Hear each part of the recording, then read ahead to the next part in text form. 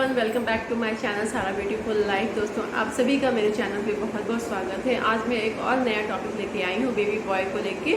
Baby boy का जो private part है वो उस पर ही मैं बहुत ज़्यादा डिस्कस कर रही हूँ। आजकल आप लोगों की डिमांड है कि बेबी बॉय का प्राइवेट पार्ट कैसे ओपन होगा, फॉर स्किन कैसे ओपन होगा, तो इस पर भी और धीरे धीरे मैं काम करूँगी। न्यूड पिक्चर नहीं दिखा सकती बच्चे का, क्योंकि जो YouTube का रूल एंड रेगुलेशन है वो अलाउ नहीं करता मुझे।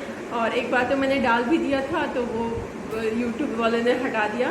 तो एनीवेज, मैं जो अभी का जो टॉपिक है बेबी बॉय का जो बॉल है, जिसे बॉल बोलते हैं हम आम लैंग्वेज में, बट उससे बोलते हैं, इंग्लिश में बोलते हैं स्कॉट्रम। कुछ बच्चे ऐसे होते हैं जिसको स्कॉट्रम नहीं होता है, वो हम कैसे आइडेंटिफाई करें, वो हम कैसे जानें। और कुछ माता पिता को पता भी नहीं लग पाता कि उसका है या नहीं है। हालांकि बहुत बड़े बड़े हॉस्पिटल में, जो इंटरनेशनल हॉस्पिटल हैं और बाहर के हॉस्पिटल हैं, उनमें जब बच्चा पैदा लेता है तो 24 आवर के अंदर, 24 आवर के अंदर सब कुछ उसका चेक किया जाता है। सब कुछ, आँख, नाक, कान, मुँह। बेबी बॉय है तो उसका प्राइवेट पार्ट सही है या नहीं है, ये सब चीज़ का आइडेंटिफिकेशन होता है, सब चीज़ का चेकअप होता है।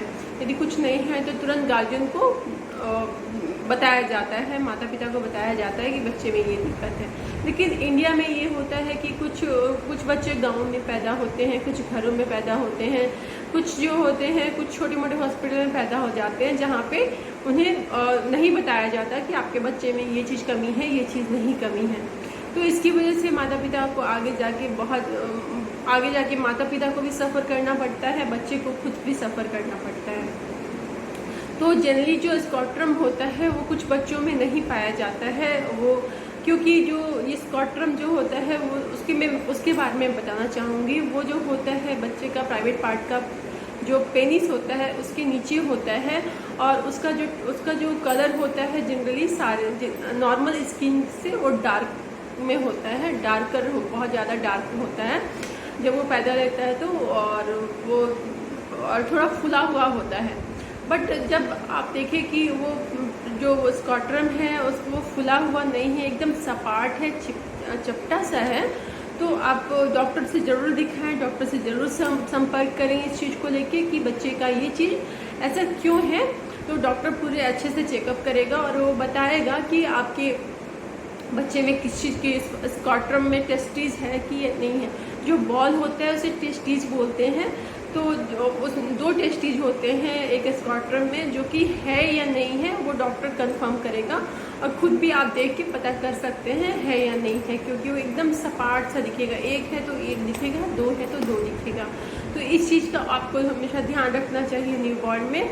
और ये भी एक चीज़ और मैं बताना चाहूँगी, जो प्रीम्यूच्योर बेबी होते हैं, जो पहले पैदा हो जाते हैं, जो कमज़ोर पैदा होते हैं, उनमें चांसेस होता है कि 6 महीने के अंदर जो टेस्टीज है वो आ जाए, और 2 टेस्टीज, दोनों टेस्टीज आ जाएं। बट जो मैच्योर बेबी होते हैं उनमें आने के चांसेस कम होते हैं। सपोज कि फिर भी हम 1 साल तक, 6 महीने से लेके 1 साल तक वेट करते हैं। यदि नहीं आ पाता मैच्योर बेबी में टेस्टिस, तो फिर उसका ऑपरेशन किया जाता है 1 साल के अंदर। जो ऑपरेशन होता है वो बहुत ही अच्छा सर्जन करेगा, जिसे बहुत ही अच्छा नॉलेज है। इनका काम ही होता है कि टेस्टिस को ढूंढ के निकाल के ले आना। जो टेस्टिस होता है वो बच्चे के अंदर ही होता है। ये आपको नहीं पता होगा, जो कि नॉलेज में मैं बताती हूँ। जो टेस्टिज होता है वो बच्चों के अंदर ही में ही होता है, जो बच्चों की टमी यानी पेट के अंदर होता है। जब बच्चा जो माँ के गर्भ में होता है तो टेस्टिज पेट में होता है, और जो लास्ट मंथ का जो महीना होता है उसमें जो टेस्टिज होता है वो धीरे धीरे उतर के नीचे की तरफ अपने स्कॉट्रम में आ जाता है, दोनों का दोनों। तो इससे क्या होता है कि मतलब स्कॉट्रम जो टेस्टिज जो होता है वो अपनी जगह पे चला जाता है। बट जो प्रीमेच्योर बेबी होते हैं, जो डेट से पहले पैदा हो जाते हैं लड़के, तो उनका जो स्कॉट्रम होता है वो नहीं आ पाता है। और मैक्सिमम तो नहीं, बहुत कम चांसेस होते हैं कि मतलब ऐसा केस आए, बट मैक्सिमम आ जाता है। बट इन केस नहीं आए तो डॉक्टर भी बोलता है कि 6 महीने तक वेट करिए, 6 महीने तक वो स्कॉट्रम में आ ही जाता है टेस्टिस। लेकिन जब टेस्टिस, यदि गार्जियन टेस्टिस के बारे में ना ध्यान दे और ना ऑपरेशन कराए तो इसके बहुत ही गलत परिणाम हो सकते हैं।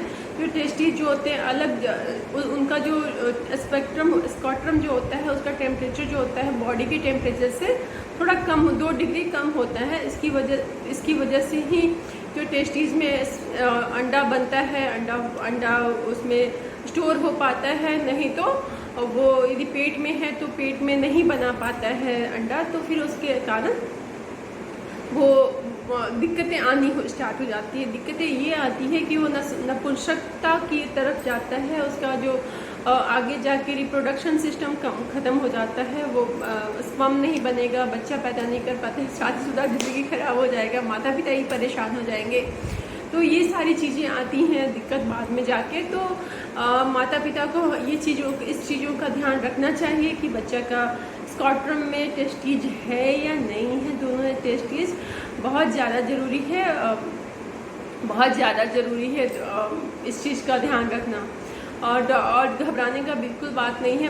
बच्चे को हफ्ते दिन तक थोड़ा सा तकलीफ़ होता है, आराम की ज़रूरत होती है और उसके बाद वो अपने नॉर्मल लाइफ में आ जाता है। कुछ मेरे नोन भी हैं, कुछ मुझे नॉलेज में भी है कि वो आगे जाके अच्छा मतलब कर रहे हैं, मतलब शादीशुदा हुआ, बच्चा भी हुआ, तो फिर इसमें कोई दिक्कत नहीं होता। बस वो टेस्ट की जो है स्कॉट्रम में आ जाना चाहिए, और नहीं आता है तो आगे जाके कॉम्प्लिकेशन, यदि पेट में है तो कॉम्प्लिकेशन भी होना स्टार्ट हो जाता है, क्योंकि वो टेस्टिस का जो काम होता है स्कॉट्रम में रहना होता है, ना कि कहीं भी आउट ऑफ स्कॉट्रम। यदि किसी का जगह है वो अपनी जगह से कहीं और चला गया है तो वो आगे जाके उसका जो काम होता है वो बंद हो जाता है काम करना, और वो आगे जाके हार्म भी करना स्टार्ट हो जाता है। आगे मल्टीपल तरह की बीमारियां होनी स्टार्ट हो जाती हैं जो कि नहीं होनी चाहिए, और उसको कहीं ना कहीं से ऑपरेशन करके तुरंत रिमूव करवाना होता है। तो बच्चों के माता पिता प्लीज़ इस चीज़ का ध्यान दें कि बच्चे का टेस्टिस है कि नहीं है। स्कॉट्रम जो है बच्चे का, जो ऊपर जो पेनिस होता है उसके नीचे का जो पार्ट होता है उसको स्कॉट्रम बोलते हैं। पहले भी मैं बता चुकी हूँ, हिंदी में क्या बोलते हैं नहीं पता मुझे, बट ये चीज़ को होना चाहिए। पूरा आइडेंटिफाई करके मैं बता रही हूँ कि उस पार्ट को स्कॉट्रम बोलते हैं।